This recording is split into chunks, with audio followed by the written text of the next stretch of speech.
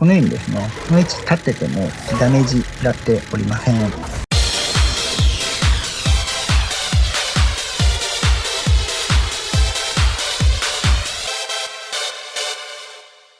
はい、どうも、しんです。本日もアークサバイバルアセンディットやっていきます。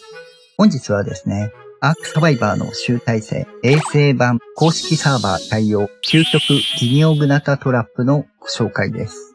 以前、初期の段階でリニオグナタのトラップをご紹介させていただきました。当時ですね、リニオグナタの主体が安定していない部分がありまして、修正が入るだろうと思っていたんですが、未だ特に修正はされていないようでございます。これは仕様と捉えて、今まで寄せられていた意見であったり、ご質問を改善した究極のトラップを今回作成させていただきました。先日、柏さんの方で公式サーバーで対応できるような使用方法を動画で公開されました。フェロモン1個で安定してテイムができて検証もしていただいているものになります。その他、リニオグナタの周回のルートとかですね、紹介されておりますので、ぜひそちらもご確認いただければと思います。その他にも寄せられていた多くの意見、質問を改善した究極型のトラップとなっておりますので、ぜひ最後までご覧いただければと思います。もう一点、問題点として出ているのが、公式サーバーでリニオグナタのテイムを邪魔してくる人がいらっしゃるようなので、それに対しての対応方法に関しても後半でお送りいたしますので、ぜひ最後までご覧いただければと思います。普段ですね、アークについてトラップ動画、建築動画、冒険動画、ニュース速報的な情報発信であったり、チュートリアル、アークストーリーなど、アークを楽しむコンテンツをご紹介しております。ちょっとでも面白かったよとか、役に立ったよとかございましたら、ぜひ高評価、チャンネル登録よろしくお願いいたします。では、本編、どうぞ。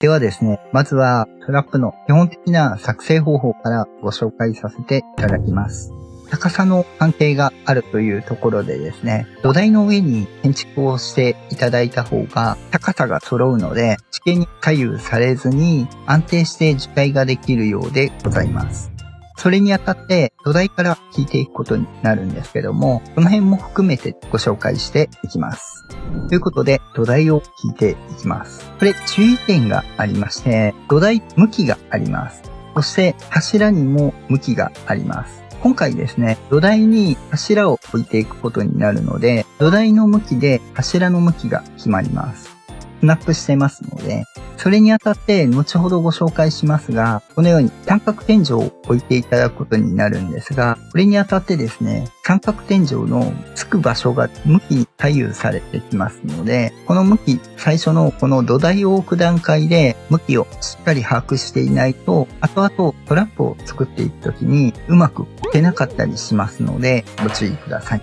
実際その向きに関してなんですが、今回トラップを向こうから入ってくるように作ります。それにあたって進行方向とは横向きに向いて土台を設置します。これを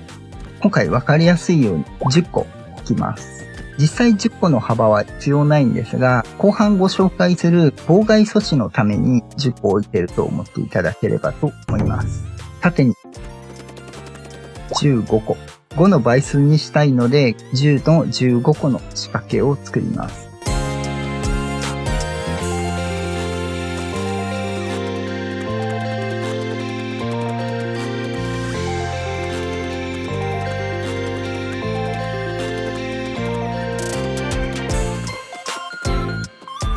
置きました。10×15 になってます。ローカルとかでする場合は妨害措置不要なので、ここまで大きい土台はなくても大丈夫です。横5マスぐらいあれば問題はないと思うんですが、縦だけ15マスぐらいあればフロントとかでも入るかと思います。通常のトラッププラス恐竜が立てる広さがあれば問題ないです。続いてトラップを置いていくんですが、トラップの柱を置く場所なんですが、先ほど土台をこの向きに置きました。それと反対側を向いて土台から1、2、3、4、5、真ん中ぐらいに置きたいので、5個目に柱を立てます。手前側にも伸ばすので、1、2、3、4つ目ぐらいの角に立てます。ちょっとどっち側にかは寄ってしまうので、今回は左奥の角に置きますね。どうしてもど真ん中に置くことはできないので、真ん中でもいいんですが、端っこに置いておきます。これが一番真ん中ぐらいに置けるかと思います。反対側から数えた理由としてですね、この柱に三角天井の角をつけたいんですが、ご覧いただいた通りスナップが3箇所しかありません。ここと、あと斜めにつくタイプの3箇所になるので、柱にまっすぐ角をつけようと思うと、この場所しかありません。この向きが土台にスナップして置いた手前側についてしまいますので、逆側から数えておかないと、ほぼ真ん中に置くっていうことができなくなります。置きますね。この状態でてっぺんに柱を置きます。この柱に関しては、下の土台にスナップしておりませんので、スナップのつながりはこの三角天井がないとスナップ続きません。なので、この三角天井は回収しないということになりますので、以前と変わっておりますのでご注意ください。そして柱をもう一本立てます。ここから柱を横向きにしていただいて、前に3つ、後ろに2つ置きます。前回と違って土台判定が向こうまで続いているのでずっと柱張ることはできるんですが、3つでいいです。そして高さとして半マス上げたいので、ここの上に4分の1壁を張ってからの上に置きます。そして柱を横に向けて戻していきます。2、3、4、5。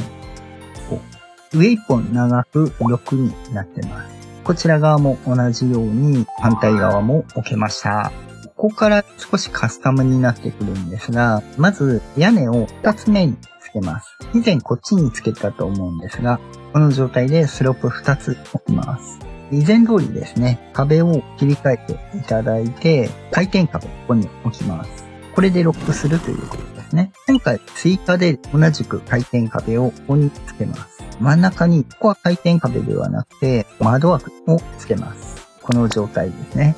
ここから追加で窓枠と回転壁をもう一つ置いた状態になってます。これはですね、前回つけなかったんですが、体力見るところですね。なかったので、なかなか体力見るのが難しいという意見いただいておりましたので、つけました。ちなみにこれですね、後ほどやりますが、ダメージ与えれるんですが、微妙グナタからの攻撃は当たりません。安全に体力チェックすることができます。こっち側を置いているのは向こうに行かないようになんで、完全にこの場所に固定するというものになっています。詳しくは後ほど実践の時にしますね。あともう一つなんですが、柵をつけます。まず、ここに入れるのがですね、難しい面があるので、ここに柵を2つ、下にも柵を、今度は下向きに、見た目的に反対に裏返してもいいんですが、ちゃんとここに入るように柵を置きます。角度はどっちでもいいので、斜めになればいいので、大体でいいです。下から置くのに合わせるのちょっと難しいと思うので、リニオグナタがここを入らないといけないんですが、ちょっと見てないので何とも言い難いんですが、意見として寄せられてなかなか奥に行かないっていう話があったんですが、ここですね、リニオグナタ、上を通らないといけないんですけども、なかなか引っかかって奥に行かないっていう話なので、おそらく下に引っかかってる可能性がありますんで、これだとスムーズに中に入ってくれると思いますんで、お試しいただければと思います。そのための入りやすいようにした部分ですね。形としては以上となります。以前のトラップから追加されたのが、石窓とこの回転扉をそれぞれ追加したのと、入りやすいように柵を置いてます。これ角度違うんですが、柱に引っかからないようにしているだけなので、角度はどちらでも大丈夫です。合ってなくてもいいです。見栄えの問題なので気になる人は直していただければと思います。自分の場合は気になる人なんですが、今回はこのままいきますね。今回ですね、この三角があるので、リニオグナタで誘導するときは難しいかもしれません。まずトラップ部分としては以上となりますので、この状態で実践していきますね。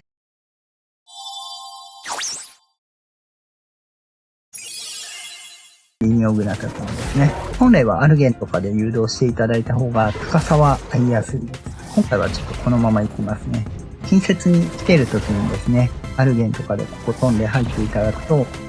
入ってくれます。あとはここ閉じていただくと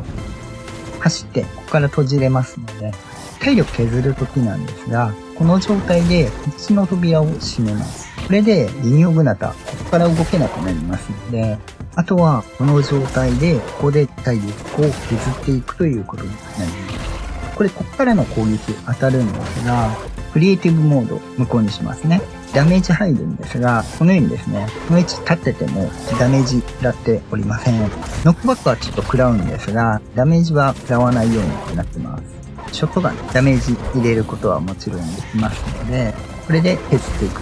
ということになりますね。一応ですね、槍の攻撃も当たります。剣の攻撃はちょっと当てるの難しいですね。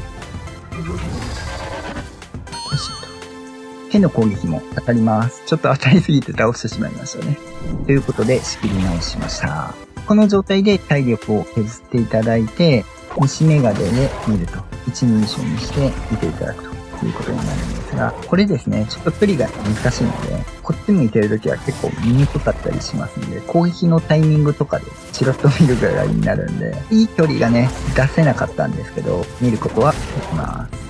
ただ、ダメージは入らないので、安心して削りながら見ていただければと思います。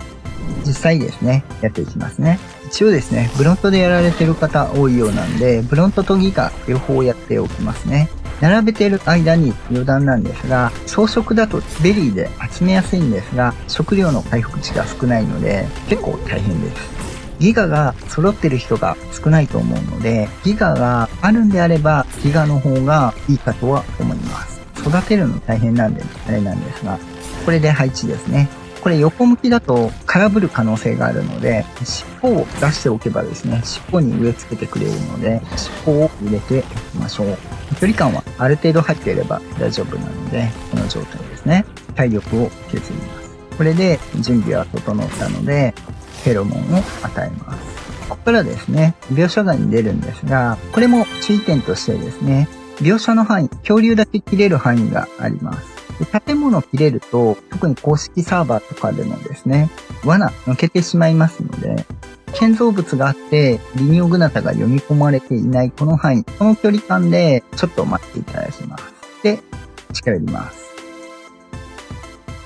すると、植え付けられているということになりますね。今回様子が見れなかったですね。解説で出たり入ったりしてたので植え付けられちゃいましたね。続いてギガノトサウルス。ポットが実装されたので楽ですね。この状態でフェロモンを与えて離れます。この状態でちょっと待っていただいて、公式サーバーの場合は他に人がいたりしますので、非公式サーバーもそうなんですが、他に人がいると読み込まれたままになりますので、必ず人気がないところに作っていただく必要があります。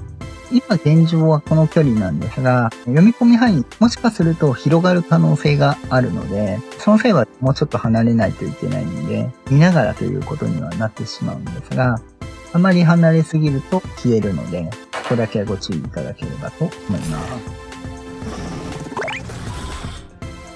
このように受胎がされます。少し1匹目と2匹目ですね。連続してする場合は少しクールダウンがあるようなので、少しだけ時間を空けていただいた方がいいかもしれません。さ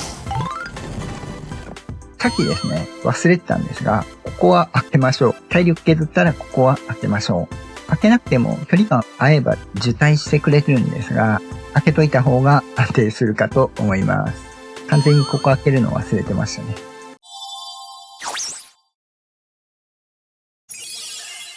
からですね、妨害阻止に関してなんですが、実質こんだけ広くなくてもいいので、ローカルサーバーとかでされる場合は、横5マスぐらい、縦が10マスぐらいあれば、高さ合わせることができますので、5の10で大丈夫です。妨害阻止に周りを囲いたいというところになるんですけども、簡単に囲う上で、単純に巨大恐竜も置きます。こうですね。巨大恐竜も2つ並べるというところですね。門を貼ります。こっちにも2つ貼ります。ここに貼りますね。こに貼ります。これでも門置けますんで、この状態ですね。上に天井を置きたいです。ということで、ここに4枚壁を貼ります。ここも隙間を埋めちゃいますね。この状態でセラドアを置きます。セラドアでスナップできますので、置いていただいて、一箇所だけ上まで来ていれば、セラドアを置くことができます。これで完全に囲えます。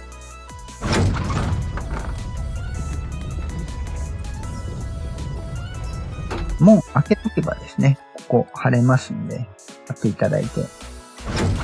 こも開けておけばですね、ここに貼ることができますので、貼っていただくと。これで妨害対策になります。向きだけ合わせておいていただいて、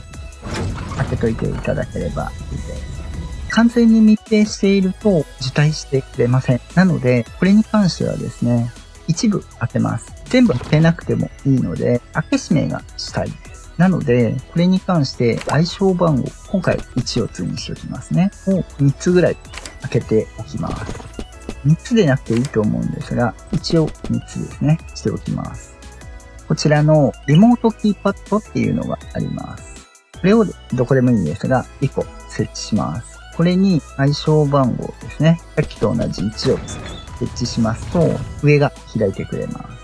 これですね、今開くになってるんですが、閉じるの方にしていただくと、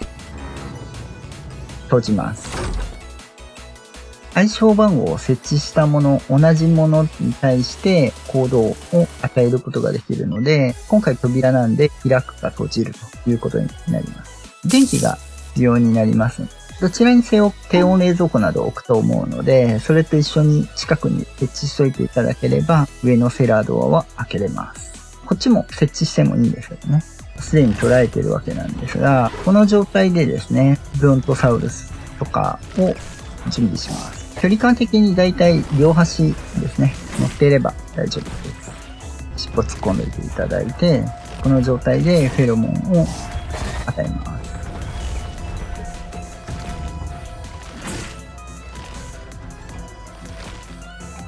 描写外ですね。離れすぎると建物消えるんで、今回見えないんで、建物消えて読み込まれてちょっと下がるぐらいですね。それぐらいの距離感で待機しといていただいて、扉としてはセラードアと前後扉開けている状態です。ちょっと密閉にしてしまうと受胎されないのでご注意いただければと思います。もうちょっと閉めてでもいいかもしれないですけどね。このように受胎されるというものになってます。で、入れ替えるということですね。入れ替えいらないときは、このように閉めといていただければですね、いいということになってます。もちろん柱でですね、閉じていただいてもいいんですが、セラードアだと上に開くんで、狙撃はしづらいかなと思います。真上からは狙いますけどね。以上です。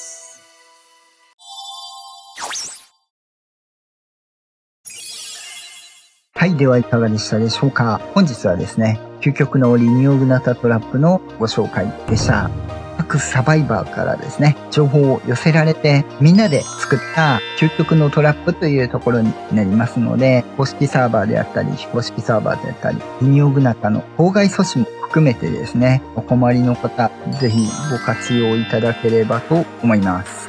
またですね、何かここでうまくいかないとかですね、ありましたら、ぜひコメントなどいただければと思います。またそれに合わせてカスタマイズしていければと思いますし、またリニオグナタの受胎が修正とか入ってですね、ちゃんとするようになれば、それはそれでまた作っていければと思っておりますので、よろしくお願いいたします。とりあえず今寄せられてた奥までなかなか入らないっていう意見とかですね、ダメージ削るのが難しいっていう意見がですね、結構寄せられてましたので、そこには対応できるかなと思います。あと結構 Twitter とかでもよく見ましたが、フレームですね、邪魔されるっていうのがあったようなので、これだと横完全に塞がっておりますし、上も一部だけ開けてますので、どこか角度からですね、狙撃するっていうのはなかなか難しく、真上からしか選べないので、中に入ってきたら閉じちゃって完全に封鎖してみるっていうのもできますので、今回設置してないですが、暗証番号を振っておけば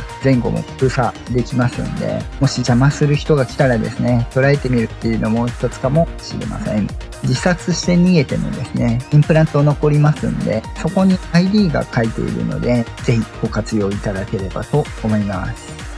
では本日は以上となります。アークについて困ったことがあれば、ここのチャンネルに来れば解決できるチャンネルを目指して頑張っておりますので、ぜひ高評価、チャンネル登録よろしくお願いいたします。応援したいよっていう方はメンバー登録もよろしくお願いいたします。その他、Twitter や Discord など、アークに関わる情報発信、コミュニティなども行っておりますので、詳しくは説明欄ご確認いただければと思います。また次回お会いいたしましょう。バイバイ。